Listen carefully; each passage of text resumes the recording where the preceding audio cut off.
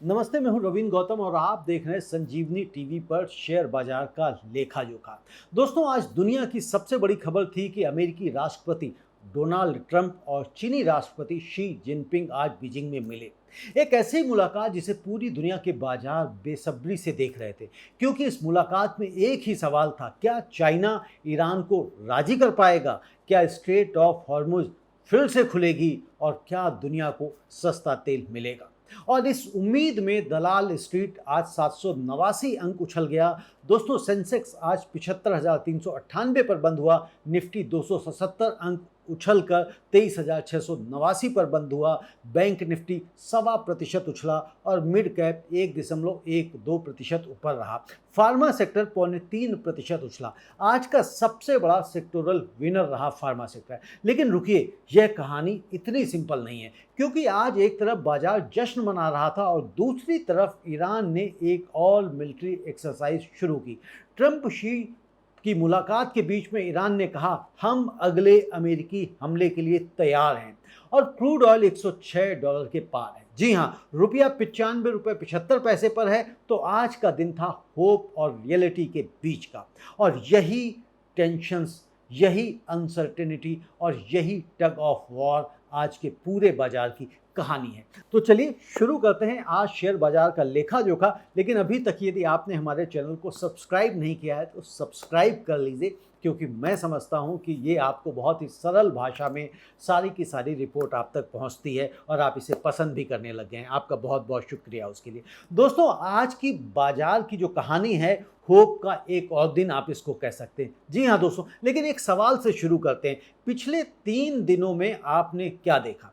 सोमवार सेंसेक्स 1312 अंक गिरा, मंगलवार को 1456 अंक गिरा। 2 दिनों में 2770 अंकों का खून हुआ, ब्लड बाथ। और बुधवार सिर्फ 49 अंकों की मामूली सी आपको रिकवरी भी दिखाई दी। और आज गुरुवार को सेंसेक्स 789 अंक उछल गया। तो यह रैली इतनी तेजी से क्यों आई? तो इस पे एक नाम है बीजिंग समिट। जी हाँ, कल रात ट्रंप ने बीजिंग में लैंडिंग की और दुनिया के सबसे ताकतवर लीडर्स एक टेबल पर बैठे और ट्रेडर्स ने एक सिंपल बेट लगाई। अगर ट्रंप शी की ईरान डील के लिए राजी कर लिया तो क्रूड $80 तक आ सकता है, और अगर क्रूड $80 आया तो निफ्टी 25,000 जाएगा। यह बेट आज बाजार का जबरदस्त बाइंग वेव बनकर आई। जी हाँ, सुबह गिफ्ट निफ्टी 130 अंक ऊपर था, सिग्नल पहले से मिल गया था। ओपनिंग बेल बजी और सेंसेक्स ने 500 अंकों की गैप अप ओपनिंग दी। निफ्टी 23,600 के ऊपर खुला और फिर पूरे दिन एक सस्टेन्ड क्लीन स्मूथ बाइंग रही। कोई शार्प रिवर्स नहीं, कोई मेजर सेल ऑफ नहीं, बस एक कॉन्फिडेंट डायरेक्शनल मूव। जी हाँ, फार्मा ने 0.3% की छलांग लगाई। मेटल 2.04% ऊपर रहा। अडानी इंटरप्राइजेज और सिप्ला ने 8% से ज्यादा की उछाल दी। बैंक निफ्टी 1.25% चढ़ा। यह एक क्वालिटी रैली थी, ब्रॉड, कॉन्फिडेंट और driven by a real global catalyst. जी हाँ दोस्तों, अब चलते हैं आज के सभी इंडेक्सेस को देख लेते हैं, परख लेते हैं कि उन्होंने कैसे कैसे परफॉर्म किया। मैं आगे आपको यह भी बताऊंगा कि कल बाजार कैसा रहने वाला है और उसके लिए आपका क्या रोड मैप होना चाहिए, क्या सपोर्ट लेवल्स हो सकते हैं और क्या रेजिस्टेंस लेवल हो सकता है। तो इस पे बने रहिए और इस सारे शेयर बाजार के लेखा जोखा को आप अच्छे से समझें। और क्योंकि ये जो मैं आपको क्यूज बताता हूँ, ये आपको खबरें बताता हूँ, ये जो समाचार आपको बताता हूँ, ये आपकी इन्वेस्टिंग जर्नी के लिए बहुत ही महत्वपूर्ण है, बहुत ही इंपॉर्टेंट है। क्योंकि मैं सिर्फ कोई टिप वगैरह देने का काम नहीं करता हूं, मैं आपको नॉलेज देने का काम करता हूं। तो दोस्तों, आज के नंबर अगर हम देखें तो सेंसेक्स 75,398 और एक मीनिंगफुल रिकवरी थी। सेंसेक्स आज 75,398 पर बंद हुआ, 789 अंक यानी 1.06% की शानदार बढ़त। सोचिए, कल 74,608 था और आज 75,398, यानी एक ही दिन में लगभग 800 अंकों की उछाल। लेकिन इसे पर्सपेक्टिव में देखिए, 2 दिन पहले सेंसेक्स 77,015 पर था और आज 75,398, यानी अभी भी करीब 1600 अंक नीचे है उस लेवल से। जी हाँ, यह रिकवरी जरूरी थी, लेकिन अभी काम बाकी है। अब हम निफ्टी देखते हैं तो निफ्टी 23,689 और एक आत्मविश्वास की वापसी दिखाई दी निफ्टी में। 23,689 पर आज निफ्टी बंद हुआ। 277 अंकों की उछाल रही, यानी कि 1.18% की बढ़त। और निफ्टी ने आज 23,700 को टच किया, जो पिछले कुछ सेशंस में एक मुश्किल रेजिस्टेंस बन गया था। इसे सस्टेन करना कल के लिए बहुत जरूरी होगा। 23,700 अगर होल्ड हुआ तो 24,000 का सफर शुरू हो जाएगा और जो साइकोलॉजिकल लेवल था वो वापस रिक्लेम कर लेगा। बैंक निफ्टी 54,128 पर बंद हुआ और बैंक निफ्टी 672 अंक यानी कि 1.26% की तेजी के साथ ऊपर रहा। बैंकिंग सेक्टर में आज जमकर बाइंग आई। पीएसयू बैंक्स 1.37% ऊपर रहे, प्राइवेट बैंक्स 1.16% ऊपर रहे।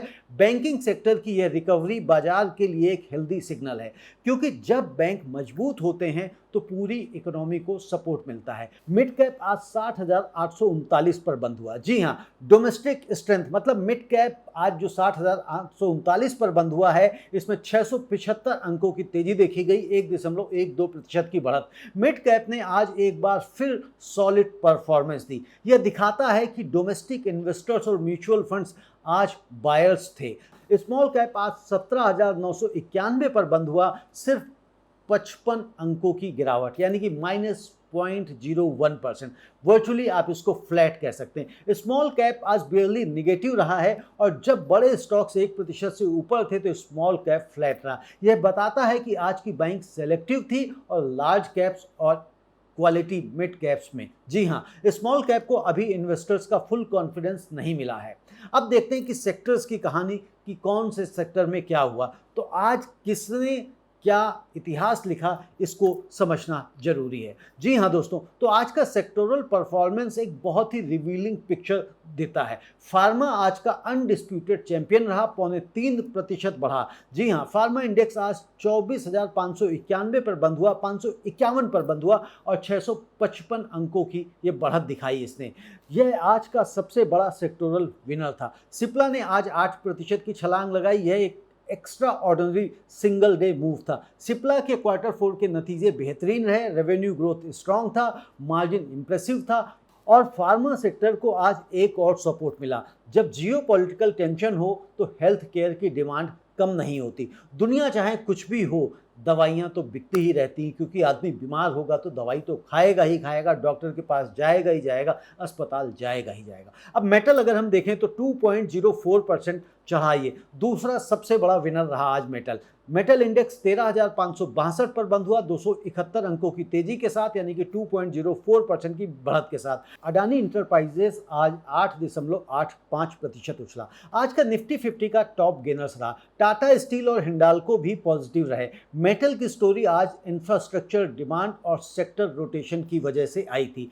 पीएसयू बैंक 1.37% ऊपर रहा। पीएसयू बैंक 8,174 पर बंद हुआ। एसबीआई और बैंक ऑफ बड़ौदा में बाइंग आई और ट्रंप एंड शी समिट से उम्मीदें थी कि क्रूड गिरेगा और इससे गवर्नमेंट का फिस्कल प्रेशर कम होगा, जिसका डायरेक्ट बेनिफिट पीएसयू बैंक्स को मिलता है। प्राइवेट बैंक 1.16% ऊपर रहे। प्राइवेट बैंक आज 26,156 पर बंद हुआ। HDFC bank, ICICI bank, axis bank सब में आज रिकवरी दिखाई दी। बैंक निफ्टी 1.26% ऊपर रहा। ओवरऑल आज बैंकिंग सेक्टर स्ट्रांग था। यह बाजार के लिए एक पॉजिटिव स्ट्रक्चरल सिग्नल है। ऑटो आज 0.62% ऊपर था। ऑटो 26,049 पर बंद हुआ, क्रूड के $106 से नीचे आने की उम्मीद में। ऑटो सेक्टर में थोड़ी बाइंग आई है, लेकिन यह मॉडेस्ट थी क्योंकि डील अभी कंफर्म नहीं हुई है। एफएमसीजी की बात करें तो 0.34% क्वाइट पॉजिटिव रहा। एफएमसीजी 50,779 पर रहा। डिफेंसिव सेक्टर आज क्वाइटली पॉजिटिव था। रियल्टी सेक्टर 0.77% बढ़ा, रिकवरी इसमें जारी है और 770 पर यह बंद हुआ। रियल एस्टेट स्टॉक्स ने आज मॉडेस्ट रिकवरी दिखाई है। आईटी सेक्टर आज का विलेन बना, 1.99% नीचे आ गया, 27,360 पर यह बंद हुआ। 550 अंकों की गिरावट, यानी कि लगभग 2% की गिरावट देखी गई। यह आज का सबसे बड़ा लूजर था और यह सरप्राइजिंग नहीं था। कल यूएस में होलसेल इन्फ्लेशन का डेटा आया था, जो अप्रैल में सबसे फास्ट पेस से बढ़ा 2022 के बाद से। जी हाँ, और आज मॉर्निंग डेटा कंफर्म हुआ कि फेडरल रिजर्व रेट कट्स अब कंप्लीटली रोल्ड आउट है, बल्कि रेट हाइक पॉसिबल हैं। और जब यूएस में रेट हाइक की उम्मीद हो तो टेक कंपनीज अपना आईटी स्पेंडिंग कट करती हैं, और यही कारण रहा कि आईटी सेक्टर आज गिरा। इन्फोसिस आज 2.58% गिरा, टेक महिंद्रा 2.33% नीचे रहा, एचसीएल टेक 1.69% नीचे रहा। अब बात करते हैं कि बाजार में आखिरकार ये उछाल आया क्यों। तो इसके 5 रीजंस हैं, 5 कारण हैं और एक डायरेक्शन। जी हाँ दोस्तों, तो आज की रैली के पीछे एक नहीं 5 कारण थे, और सबसे इंटरेस्टिंग बात ये थी कि ये सब एक ही डायरेक्शन में इशारा कर रहे थे। पहला कारण था ट्रंप शी बीजिंग समिट। दुनिया की सबसे बड़ी होप ट्रंप आज बीजिंग में शी जिनपिंग से मिले। यह 2017 के बाद किसी अमेरिकी राष्ट्रपति का चाइना का पहला दौरा था, और मार्केट्स ने इसे एक सिंपल इक्वेशन में पढ़ा, Xi is equal to Iran पर लिवरेज। अगर शी ने ईरान को प्रेशर दिया, स्ट्रेट खुला, तो क्रूड $80 पर आएगा और इंडिया को मैसिव रिलीफ मिलेगा। शी जिनपिंग के पास यूनिक लेवरेज है। चाइना ईरान का सबसे बड़ा ऑयल बायर है। ईरान के फॉरेन मिनिस्टर अभी अभी बीजिंग में थे, और चाइना ने ईरान को इनिशियल सीज फायर के लिए राजी करने में मदद की थी। यह उम्मीद ही काफ़ी थी, और बाजार ने आज इसी उम्मीद को प्राइस किया। और दूसरा कारण अगर हम देखें तो 3 दिनों की सेलिंग के बाद ओवर सोल्ड बाउंस, तकनीकी भाषा में आप इसको कह सकते हैं कि जब कोई इंडेक्स बहुत तेज़ी से और बहुत ज़्यादा गिरता है तो आरएसआई यानी कि relative strength index over sold zone में आ जाता है। और निफ्टी कल 23,379 पर था और उसका आरएसआई बहुत लो था, और आज का 1.18% का उछाल पार्टली एक टेक्निकल बाउंस था।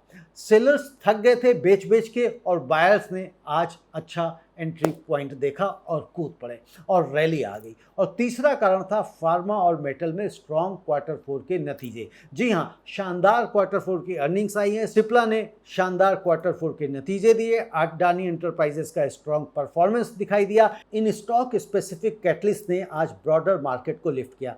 जब 2 हैवीवेट स्टॉक्स 8% उछलते हैं तो मार्केट सेंटिमेंट्स ऑटोमेटिकली इंप्रूव होता है। और चौथा कारण था एफआईआईज की बाइंग का रिटर्न। पिछले हफ्ते एफआईआईज एग्रेसिव सेलर्स थे, लेकिन ट्रंप शी जिनपिंग की उम्मीद में कुछ एफआईआईज ने आज वापसी की। जब एफआईआईज की बाइंग शुरू होती है तो मार्केट में मोमेंटम आता है। पांचवा कारण था क्रूड ऑयल का $105 के पास स्टेबल रहना। क्रूड आज $106 के करीब था, ना बढ़ा और ना ज़्यादा गिरा। यह स्टेबिलिटी आज एक पॉजिटिव सिग्नल थी। 2 दिन पहले क्रूड $108 के पास था और आज $106, यानी कि थोड़ी नरमी।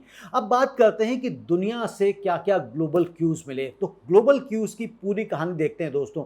आज ग्लोबल स्टोरी बहुत ही मल्टी लेयर्ड थी। अमेरिका को यूएस होलसेल इन्फ्लेशन का झटका लगा, लेकिन ट्रंप समिट का जोश कल यूएस में होलसेल इन्फ्लेशन डेटा को थोड़ा सा पचा गया। हालांकि ये जो डेटा आया था ये जितना उम्मीद थी उससे कहीं ज़्यादा आ गया। यह 2022 के बाद से सबसे फास्ट पेस था। एनर्जी कॉस्ट और ट्रेड कॉस्ट की वजह से ये इसका कारण बना। इन्वेस्टर्स ने अब कंप्लीटली रूल आउट कर दिया है फेड रेट कट्स को। जी हाँ, बल्कि रेट हाइक की पॉसिबिलिटी बढ़ गई है। लेकिन वॉल स्ट्रीट पर ट्रंप चाइना समिट की एक्साइटमेंट था। S&P 500 और नैस्डैक आज पॉजिटिव थे।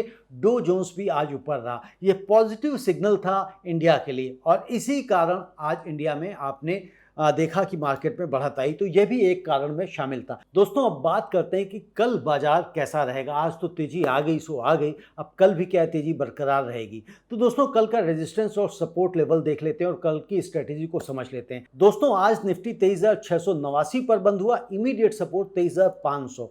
आज यह सेशन होल्ड हुआ है। कल यह क्रिटिकल है। स्ट्रॉन्ग सपोर्ट 23,200 है और उसके नीचे 23,000। अगर 23,500 टूटा तो, और इमीडिएट रेजिस्टेंस जो है 23,800 है और उसके ऊपर 24,000, जो एक बड़ा साइकोलॉजिकल लेवल है। इस जोन को तोड़ना अगला बड़ा चैलेंज होगा। स्ट्रॉन्ग रेजिस्टेंस की अगर हम बात करें 24,000 से अगर ऊपर निकलता है तो 24,300 और उसके ऊपर 24,500। इसे तोड़ा तो फिर सस्टेन्ड रैली का रास्ता खुल जाएगा। दोस्तों, कल क्या क्या हमको देखना है, तो निफ्टी को 23,700 के ऊपर सस्टेन कराना होगा। यह लेवल आज बेरली टच हुआ था। अगर यह होल्ड हुआ तो 24,000 पॉसिबल होगा, और अगर ये टूट गया तो 23,500 पर हम वापस मिलेंगे। सेंसेक्स की बात करें तो 74,500 पर सपोर्ट है और उसके नीचे 74,000 क्रिटिकल जोन है ये। और अगर इसका हम की लेवल देखें तो 75,000 है। आज क्लोजिंग 75,398 पर हुई। अगर इसे मेंटेन करना अब जरूरी है। रेजिस्टेंस की बात करें तो 76,000 और उसके ऊपर 76,500, इसे तोड़ा तो फिर रिकवरी नैरेटिव मजबूत होगा। बैंक निफ्टी की अगर हम बात करें तो सपोर्ट 53,500 है और उसके नीचे 53,000 और रेजिस्टेंस 54,500 और उसके ऊपर 55,000। दोस्तों, बैंक निफ्टी आज 54,128 पर बंद हुआ है और 54,500 को तोड़े तो बुलिश और 53,000 टूट गया तो फिर कॉशियस हो जाना है। दोस्तों, ट्रंप और शी जिनपिंग की समिट से क्या खबरें निकल के आती हैं, ये हमें ध्यान रखना होगा। अगर कुछ ऐसा हो गया जिसकी वजह से हॉर्मुज़ खुल जाता है तो आप ये मान के चलिएगा कि एक बड़ी और ज़ोरदार रैली आपको देखने को मिलेगी। और अगर कुछ नहीं हुआ तो मार्केट जहां झूल रहा है वो वैसे ही झूलता रहेगा। और अगर कुछ निगेटिव आ गया तो फिर आप निफ्टी को 23,000 के नीचे भी जाता हुआ देख सकते हैं। तो ओवरऑल ये था आज का शेयर बाजार का लेखा जोखा। आज हमने शेयर बाजार का लेखा जोखा थोड़ा सा शॉर्ट कर दिया, थोड़ा सा क्रिस्प कर दिया, बहुत सी सारी चीज़ें मिस कर दी। जैसे आज मैंने टॉप गेनर्स और टॉप लूजर्स नहीं लिए, ईरान वॉर का अपडेट का नहीं लिया मसला। रीज़न आज कुछ थोड़ा सा टेक्निकल इशू आ गया है जिसकी वजह से मैं आज पूरा डिटेल में इसको नहीं समझा पाया, नहीं बता पाया। उसके लिए मैं आपसे क्षमा चाहता हूं। और चैनल यदि आपने सब्सक्राइब कर लिया है तो बहुत अच्छी बात है, नहीं किया है तो सब्सक्राइब अवश्य करें। और आज का लेखा जोखा जो छोटा सा था वो आपको कैसा लगा कमेंट में अवश्य लिखकर बताएं। बहुत बहुत धन्यवाद। नमस्ते।